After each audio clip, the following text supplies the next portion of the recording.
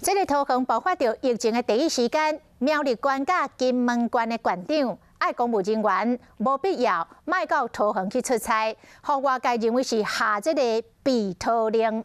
早起两个县长专工到桃园市政府，甲市长郑文灿来见面，而且赠送着桃园防疫物资。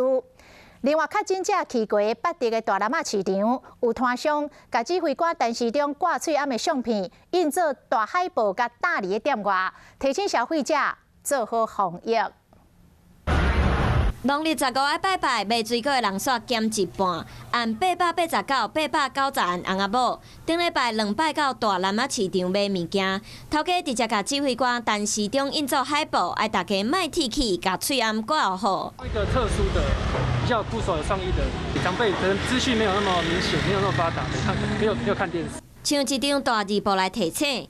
除了里长大工来消毒，业者嘛做好防疫的工作，共款要挽回信心。透早金门县长、苗栗县长、苗栗县前桃园市长专工到通风区防疫会议送物资。杨正吴县长致赠防疫酒精。金门县送酒厂生产的防疫酒精，苗栗县送抗菌喷雾2000多组，要来挺第一线工作人员。我们在找防疫旅馆的时候，也是桃园市。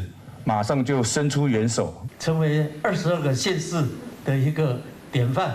如何去防疫？当疫情发生，如何去管控？用行动来说明无禁止去通园的命令。通市长郑文灿嘛讲，第一时间拢有接到县长卡来电话，会使理解这个措施。好，他只是说公务员哦，不一定都要用这个洽公的方式，哦，可以多利用网络视讯。哦，这个其实各县市都是如此。